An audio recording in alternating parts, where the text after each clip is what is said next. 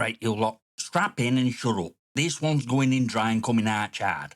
We're not just taking a piss on current state of gaming, we're setting the entire bastard industry on fire. You think KD obsession is just sweaty twats chasing clout? Nah, mate, it's fucking leash. And devs, influencers, corporate parasites are holding other end while your kids bark for cosmetics.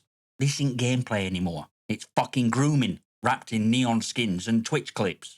So pour a drink, brace your soul, and prepare for truth nobody else has bollocks to say. This ain't content, this is verbal arson. Let's burn this shit down.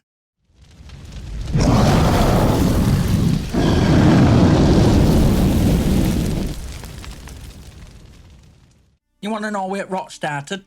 Right here, with this sycophantic obsession over kill-death ratios, stat chasing, and delusional belief that if you're not dropping a 2.0 every match, you're a fucking failure. Once upon a time, gaming were chaos, fun, freedom. Drop in, cause mayhem, and laugh your ass off. Now, if your scoreboard don't look like a COD League audition, lobby treats you like dog shit on a riot shield. We've got entire lobbies full of broken lads with cracked movement and cracked self-esteem. Boys who think dying in a digital game is equivalent to getting fired from a job they never applied for. And worst part? Not even their fault. They didn't invent cult of performance. Devs did. Influencers fed it. Algorithms reinforced it. Matchmaking no longer gives you a fair fight. It gives you a psychological profile, and it slaps you in a match that makes sure your KD goes up just enough to feel like progress, before dragging it down to keep you angry and engaged. It's not competition, mate. That's behavioural science abuse. You're not playing Call of Duty, you're playing Pavlov's aim train. And while you're sat there trying not to scream at your monitor because you got insta-beamed by someone in a 20 quid anime skin, game's back end is whispering, "Go on, just one more. You're almost at it." Almost. Always almost. Illusionary improvement, just one skin or stat away. That's not skill building, that's fucking addiction. KD obsession ain't competitive, it's controlling. It turns gaming into a job interview where HR manager is a 14-year-old calling you washed while running packet burst macros. You think that's normal? You think that's healthy? Of course not. It's fucking designed to be that way. And it's only just beginning. Let's not piss about. Developers knew exactly what they were doing. This ain't incompetence. It's not trying to make game better, it's fucking psychological warfare with a monetization tab. These suits pretending to be creative didn't design games to be fun, they designed them to be profitable dopamine loops. SBMM, engagement optimized matchmaking, gacha systems, loot boxes. It's not balance, it's behavioural engineering with a storefront attached. You know who uses these tactics? Casinos, mobile scam apps, Facebook. Now guess who's leading game design at your kid's favourite shooter? Behavioural scientists hired from fucking gambling firms. I'm not joking. They're literally brought in same bastards who engineered fruit machines to figure out how to keep you spinning digital wheels on a 70 quid game. And what did devs say when called out? It's optional. Optional? Optional like meth at a rave. You build a system to exploit compulsion, and then act shocked when it works. Fuck off. That's not player choice, that's predatory design with plausible deniability. And don't give me that, not all devs bollocks. If you're coding this shit and not speaking out, you're part at scam. You're not a game developer anymore, you're a pushy dealer with Odeon and press badge. Loot boxes, battle passes, aftermarket parts. These aren't features, they're manipulation mechanics. Delayed gratification, artificial scarcity, FOMO events. They're all designed to break willpower and force microtransaction conversion. It's psychological grooming masquerading as content. Even events like Black Ops Tribute 1 sounds nostalgic, looks cool. But pillback camo and all you've got is XP bait, time-gated progression, and limited drops that keep addiction cycle churning. And who's prime target? Not you, not me, kids. Young players with underdeveloped impulse control. Players raised on iPads, taught to expect a reward every 5 seconds like trained fucking pigeons.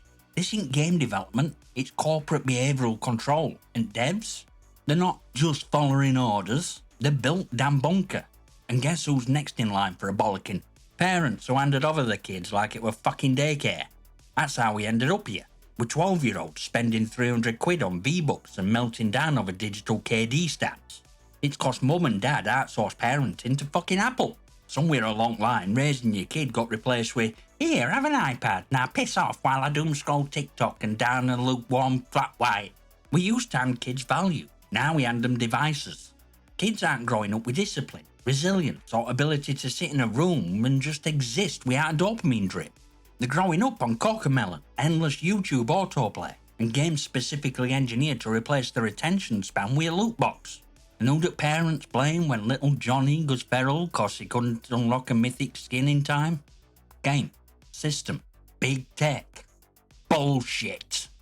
Look at Mirror, Karen. You gave your kid a slot machine, fed them on instant gratification, and now act surprised when they can't cope with boredom and failure?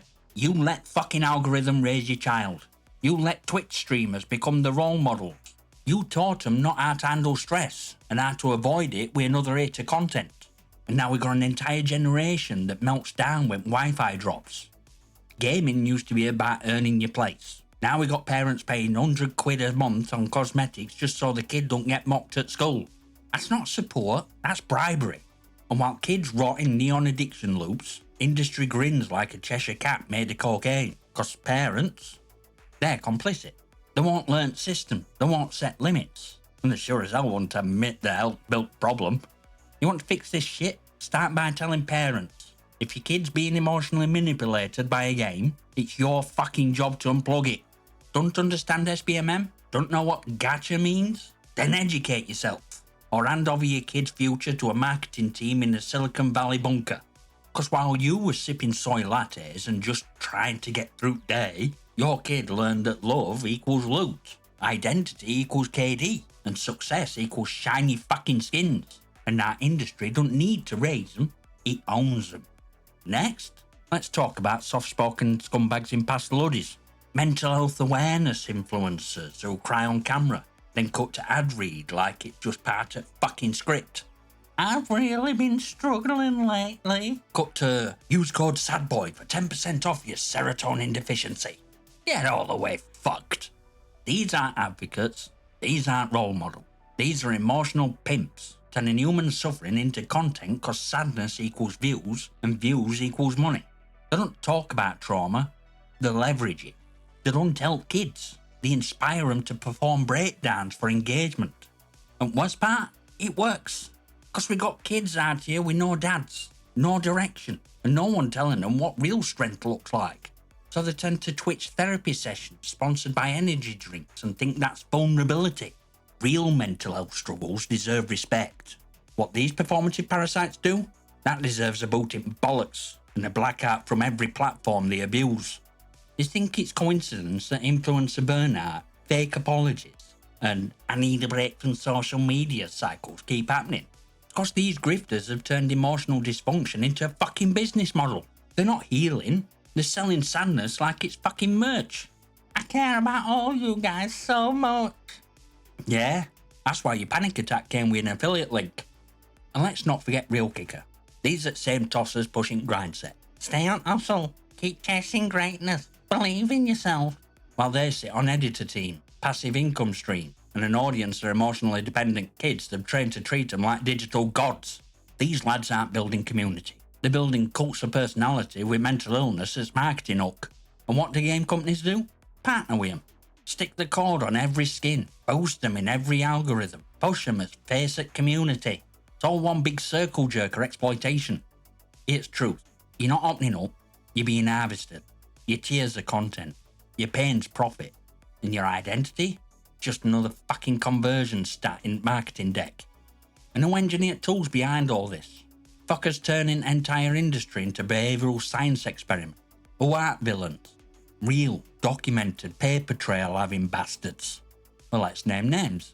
Because this ain't some faceless cabal of cartoon evil. It's real people with titles, salaries, and LinkedIn pages who've turned gaming into behavioural science lab and your kids into unpaid lab rats. Pete activists. Ring a bell? No? That's because most dangerous fuckers aren't streamers. That silent devs turn behavioural architects. This bloke's bounced around Disney, Warner Brothers, EA, Midway, and now, game director of fucking Call of Duty Warzone. Congratulations, Pete. You've officially graduated from designing games to designing compulsion loops so precise they'd make Pavlov blush. Warzone into game. It's a psychological trap wrapped in gunmetal skins and kill streaks.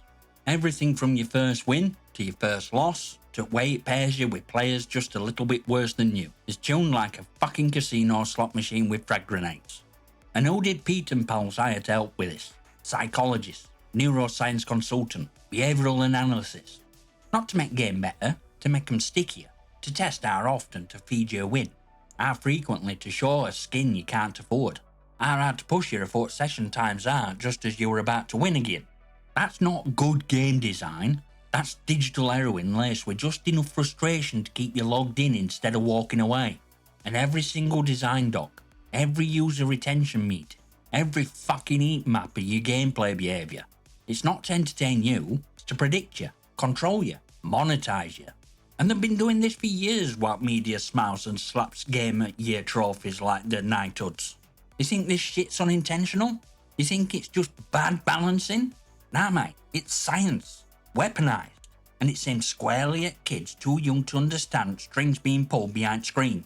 So yeah, next time some exec gets on stage at Gamescom and wanks on about player first design, just remember, they've got more behavioural metrics than Facebook, and you're just fucking test subject with a wallet. You want truth? Here it is. Raw and dripping in blood and pixel. Gaming's no longer your hobby. It's their business model. Your joy? Monetised. Your free time? Scheduled. Your mental health? Collateral damage in a war for engagement. And worst part? You were never supposed to notice. You were supposed to grind, spend, rage, repeat, until your identity were a battle pass and your value were a fucking scoreboard. But not anymore, because cracks are showing, facade is falling, and resistance starts right fucking here. If you're a dad, be there. If you're a gamer, call out bollocks. If you've got a voice, use it to burn this broken system down. We're not just criticising, we're educating. We're not just ranting, we're raising alarm for a generation raised by glowing dark greed. So here's your fucking CTA lads. Join Discord, follow on X, and if you're mad enough, consider joining Goddamn Resistance by becoming a channel member. Links down in the description. Smash that like button, hit subscribe, and drop your own rants and savage texts in comment. If it's not complete bollocks, I might just feature it. And I'll see you next time, you magnificent